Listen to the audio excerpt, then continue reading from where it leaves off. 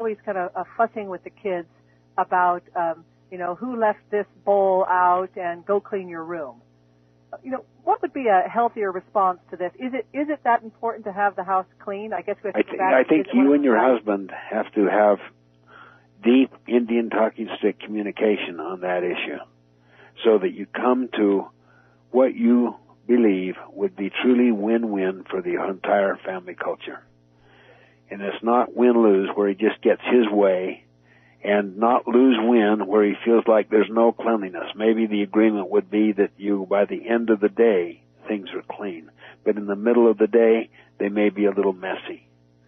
So we should talk about then as a family with understanding and kindness that, Dad's more comfortable having it cleaner, and then, or do we really want to have this kind of strife, and then come up with a plan, an agreement? Right. I'd say it would start with you and your husband just separate from the kids, and then to discuss what you have agreed upon among yourself to see how the children feel about it and whether they would buy into this value. Okay, thank you. Next question, please.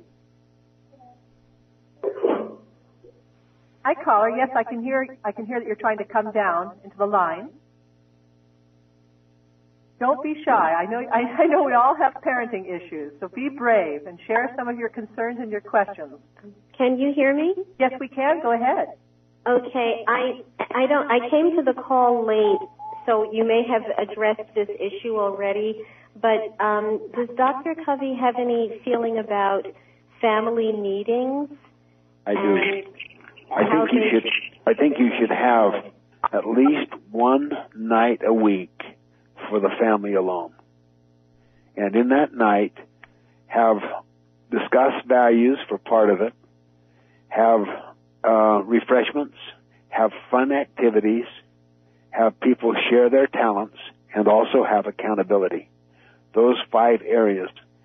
And if you'll do that consistently, even if it only lasts for an hour or an hour and a half, it will impact the quality of almost everything else that takes place in that family. If you're inconsistent and you just kind of set it up for the moment, kids will realize this thing doesn't have any real sustainability to it, and they'll feel like I'd rather talk to my friends or do my homework or something like this. They'll always come up with reasons. You just set it up that, say, Wednesday night is family game night, and that, everyone, Mom, Dad, everyone just prioritizes this and puts it on their calendar and no excuses for missing it. And then you make it fun. Is that right? And that you have everyone take parts in directing the different activities. For instance, someone will teach values. Someone will carry on the talent. Someone will prepare the refreshments. Someone will have the fam activity. And you kind of take these wheels and just keep moving them around so that different people do different things. How important do you think family dinners are? I think they're very important, and they're tending to go by the way because of all of the different schedules, conflicting things, and you just have to really work at it to make sure that you have more and more regular family dinners. I look on the family table almost like an altar, like a religious altar that is sacred, and that it gives an opportunity for everyone to talk about what's important to them. And I find that it's good to ask, what did you learn today? Or what was exciting to you today? And then to listen to them. They gradually get to like it and to find that it's fun. It's not just my parents preaching to me or judging me. And that I really think it's vital. And if you're only doing it once a week, do it twice, then 3 times, then 4 times, to where you cultivate a habit of regular family dinners. I know in our own family, part of the challenge in having a family dinner had to do with food, because the kids were, needing to eat earlier, before my husband could make it home from work. Right. So what we did is we thought, gosh, it's not really about the food, it's about us spending time together. So now, no matter how late it is, we just make sure we get together to play a bingo or, do something fun around the table together. And some people may be eating and other people may not, but at least we're having that time together. Exactly. Do you think that that's fine? I like that idea. You're adapting to the reality of your situation. I had a son that had to go real early. We always had what we call morning devotionals where we would read the scripture and then discuss it. And so he had to go real early. I just got up and did it, just the two of us together. And the rest did it when they got up. Oh, I'm glad, because still honoring our health value, and everybody's eating healthy, but recognizing that it was really the time together that we wanted. Exactly. Let's open it up and take another question. Callers, we have time for one last question. I have a question. Yes, go ahead. We can hear you. Okay. Thank you, Dr. Covey. I really appreciate the time that you're giving us today. And my question has to do with, you just mentioned somebody teaching, one of the family members taking time to teach values during your family time. And I'm not actually sure exactly what you mean by that. And obviously that would have to be age appropriate. Could you say something more about that? For instance, let me repeat that question since we had so much noise. Okay. You'd mentioned how important it is and valued it is to have one of the children teaching values. What do you mean by that, and how do you go about that? For instance, take the value of honesty. Maybe one of the children could teach, what does honesty mean to you at school? And then that child would be responsible to teach that for maybe 10 minutes. And have an exercise showing what honesty means, why there's a lot of pressure to do well on tests and you don't cheat.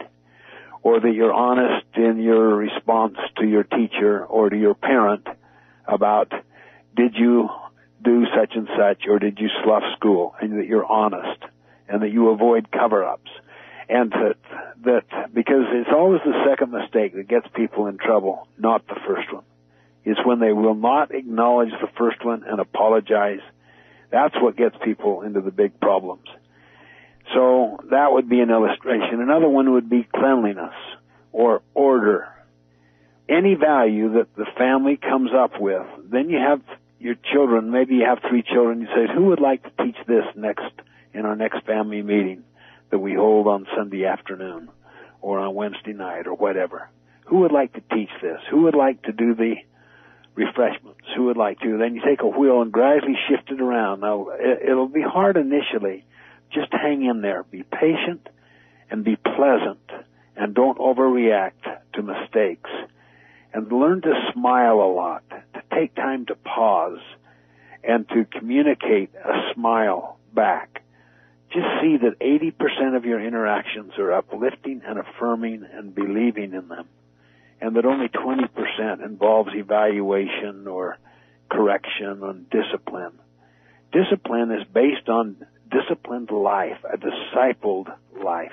It's not based on punishment. When you punish people, they feel justified when they have paid their dues.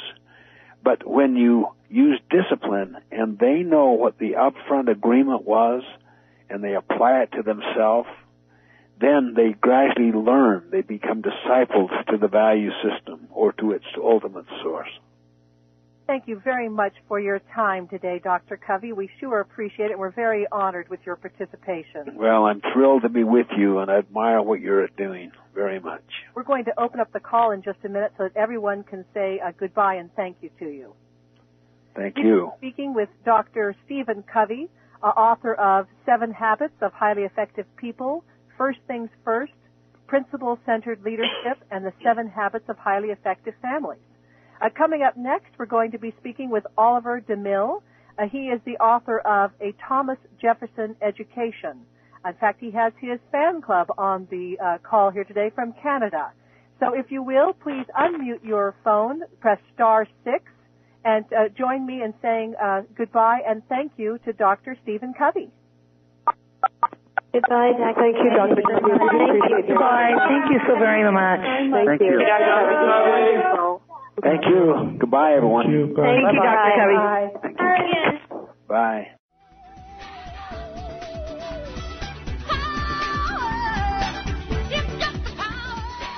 We hope you have enjoyed this special presentation from Homeschool.com. For a copy of this program or any Homeschool.com program, visit our website at www.homeschool.com. At Homeschool.com, you'll find the information, resources, and support you need to make your homeschooling better than ever.